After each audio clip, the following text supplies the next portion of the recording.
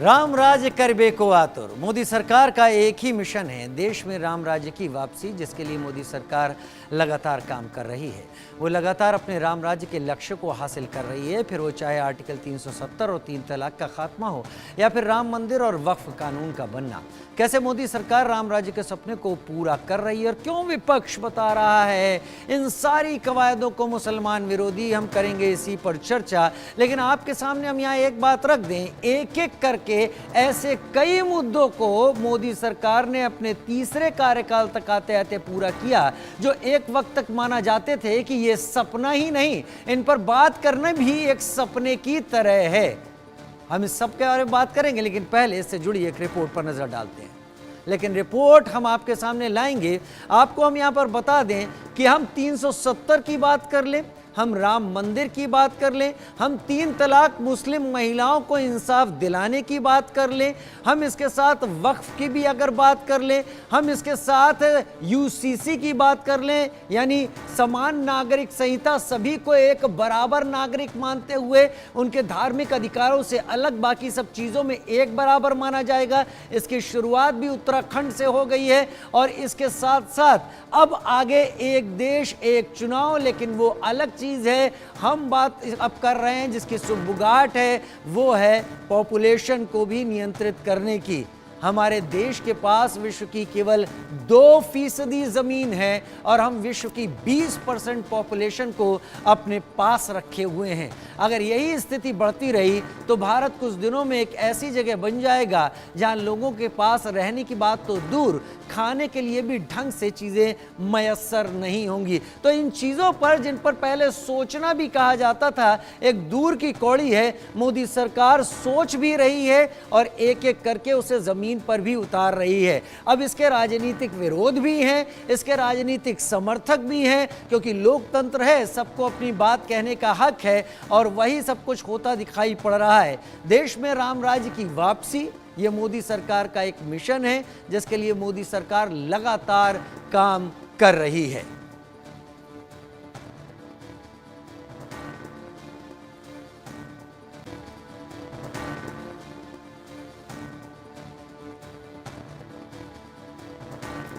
तो मोदी सरकार की हर वो कोशिश जो यहां पर इस बात का इशारा देती है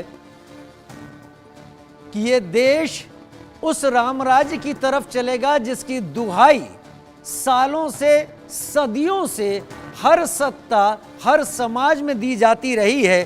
कोई भी किसी को अगर कुछ कहता है तो वो ये कहता है कि क्या राम राज आ गया है, और इस राम राज को लेकर ही मोदी सरकार कई काम कर रही है। मोदी सरकार ये साफ कर देना चाहती है कि देश इस राम राज्य के सहारे चलेगा। देश में इस राम राज्य के वो सभी अंश होंगे जो यहाँ के लोगों के लिए जरूरी हैं।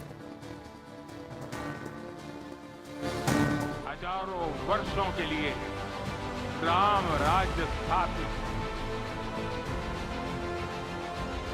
अनुच्छेद 370 के सभी खंड लागू नहीं होंगे, सिवाय खंड 1 के नामक तदनुसार पढ़ा जाएगा। जम्मू और कश्मीर राज्य पर लागू होंगे। वक्फ बोर्ड जो है वक्फ प्रॉपर्टी को सही तरीके से चला रहा है कि नहीं, ये निगरानी करने के लिए वक्फ बोर्ड बनाया गया है। वो वक्फ प्रॉपर्टी को चलाने के लिए नहीं।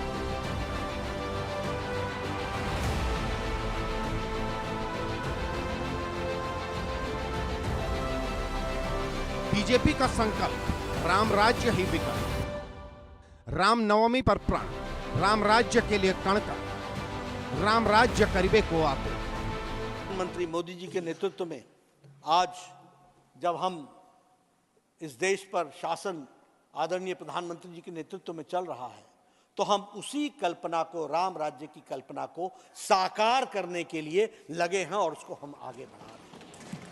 सभी जातियों के लोग, सभी धर्मों के लोग, सभी वर्गों के लोग, जो गरीब है उसकी चिंता की गई है। तो प्रधानमंत्री मोदी जी ने ये राम राज्य की कल्पना को साकार किया, ये राम राज्य की कल्पना को साकार करने का। प्रधानमंत्री नरेंद्र मोदी जो चाहते हैं, जो सोचते हैं, जो ठान लेते हैं, फिर वो उसे पूरा करके ही दम लेते हैं। फिर राह में कितनी ही परेशानियां क्यों ना आ जाए, रोड़े ही क्यों ना पड़े, 2014 में देश की सत्ता संभालने के बाद से मोदी का एक ही सपना है, विजन है, और वो है राम राज्य की परिकल्पना को पूरा करना, जिसकी तरफ उनकी पार्टी बीजेपी लगातार आगे बढ़ रही है, एक एक कर लक्ष्य हासिल कर रही है। राम का राज यानी राम राज्य। राम राज्य वही है जिसमें हर व्यक्ति नर नारी अहंकार, दम, छल और कपट से मुक्त दूर हो, किसान, गरीब, दलित, अल्पसंख्यक खुशहाल हो। प्रधानमंत्री मोदी लगातार इसे पूरा करने की कोशिश में लगे हैं और इसकी शुरुआत भी हो चुकी है। बीजेपी के शासन में सबका साथ, सबका विकास हो रहा है, किसानों को उनका हक मिल रहा है, गरीबों, दलितों का उत्थान हो रहा है, महिलाओं के सशक्तिकरण पर जोर दिया जा रहा है। हमारा शरीर परोपकार के लिए ही है, सेवा के लिए ही है, और जब ये सेवा संस्कारों में आ जाती है तो सेवा ही साधना बन जाती है। यही साधना तो हर एक स्वयंसेवक के जीवन की प्राणवायु होती है। ये सेवा संस्कार, ये साधना, ये प्राणवायु पीढ़ी दर पीढ़ी हर स्वयंसेवक को तप तपस्या के लिए प्रेरित कर रही है। ये सेवा साधना हर स्वयंसेवक को निरंतर गतिमान रखती है, उसे कभी थकने नहीं देती, कभी रुकने नहीं देती। पूज्य गुरुजी अक्सर कहा करते थे, जीवन की अवधि का नहीं, उसके उपयोगिता का महत्व होता है। हम देव से देश और राम से राष्ट्र के जीवन मंत्र लेकर के चले। विपक्ष के लाख विरोध के बावजूद राम राज्य के पद पर मोदी सरकार ने वक्फ कानून लाकर एक और कामयाबी हासिल कर ली है। राष्ट्रपति द्रौपदी मुर्मू ने वक्फ संशोधन बिल को मंजूरी दे दी है। सरकार ने नए कानून को लेकर गजट नोटिफिकेशन जारी किया है।